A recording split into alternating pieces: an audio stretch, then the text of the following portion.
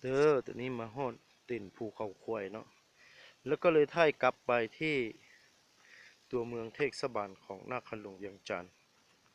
แล้วก็จุดนี้ไปก็มีเส้นทางคือจังซี่ก็มีรถเล่นตามที่ทุกคนได้เห็นก็สูงพอสมควรนี่ก็อยู่ภูเขาควายเด้อค่อยมองกลับไปในเวียงจันทร์แล้วก็แขวงเวียงจันทร์เมืองธุรคุมนี่นะที่ว่าเห็นออกควนไกลๆนี่แหละจุดนี้มันก็มีรถมานี่เนาะกำลังลงค่อยไป